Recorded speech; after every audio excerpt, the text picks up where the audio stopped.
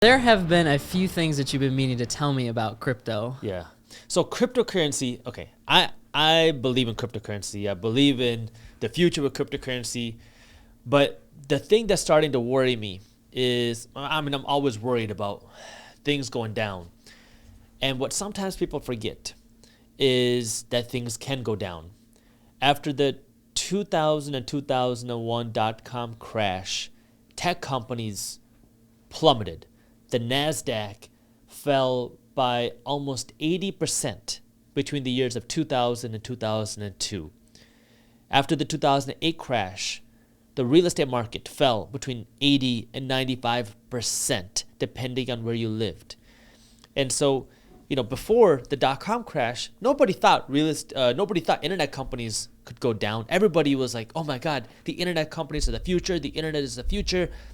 And just money was pouring into internet companies, even if they had nothing to prove. You put the word .com at the end of any company, and now all of a sudden, this was a multi-million dollar company. I mean, it was so easy for companies to raise millions of dollars if all they did was put the word .com at the end of it. Mm-hmm. And that created a bubble, which ultimately burst, and that bubble lost almost 80% of its value off of its highs in 2000, from 2000 to 2002. The real estate market in the early 2000s, well, what happened? It was the same thing. Nobody thought housing prices could go down. Nobody thought real estate could ever go down. There was so much money flowing into real estate. Everybody was making a killing in real estate. It kept going up, and then eventually that bubble burst.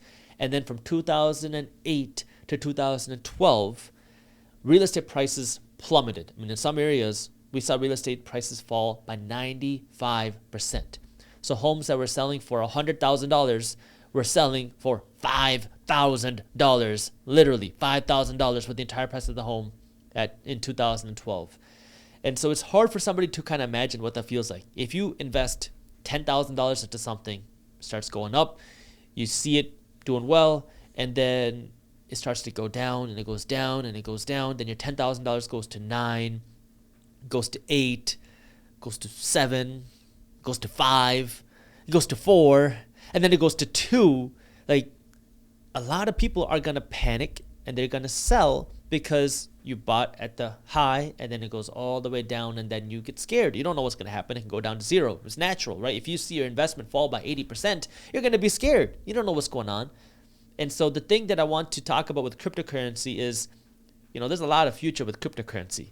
After the 2000 and 2001 dot-com bubble bursting, it's not like the internet went away. The internet is thriving, but the crap went away. Mm-hmm. In the 2008 bubble, it's not like real estate went away. It's not like people don't use real estate. It's the crappy loans, the toxic assets went away. So it was a refresh.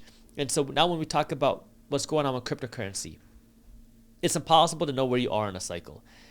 Cryptocurrency has been going pretty much straight up for a couple of years now, almost, after the 2020 pandemic.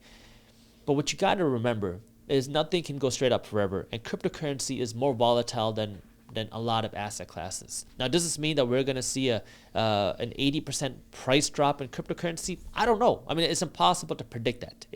Cryptocurrency works very differently than real estate. It works very differently than stocks.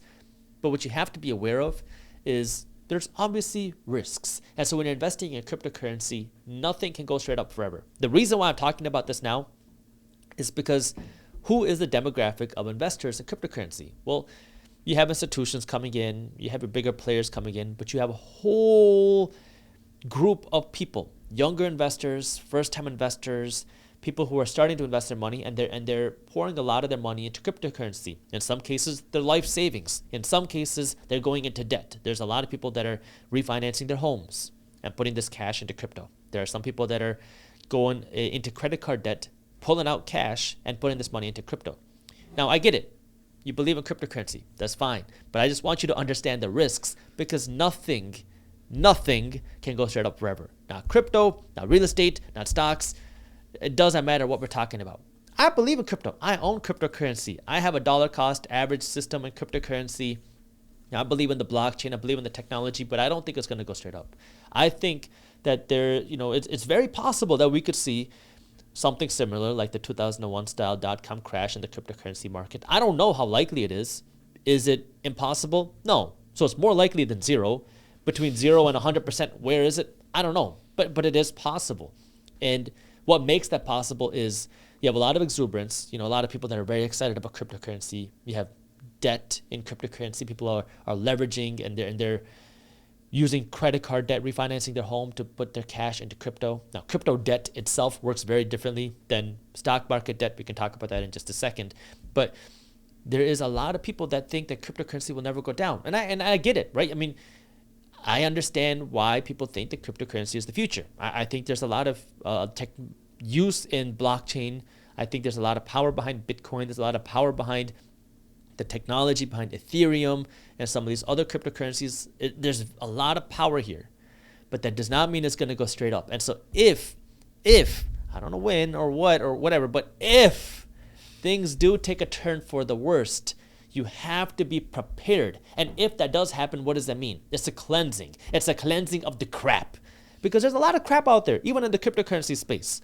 There's a lot of crap coins. There's a lot of crap technologies. There's a lot of scams.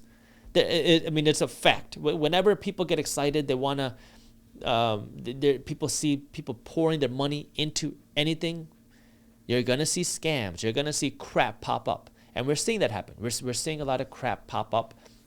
So you got to be careful. So now when you invest your money into cryptocurrency, you got to be aware of, okay, what am I investing in? Is this crap or is it real? Because sometimes it's hard to decipher because you get excited by the potential returns. Oh my God, this is a new cryptocurrency. I could double my money in 6 months. I could 10x my money in a year.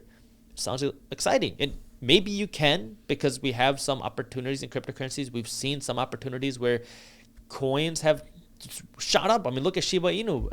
In 2021, you saw a massive boom where even $1,000 investment would have grown to something so much bigger.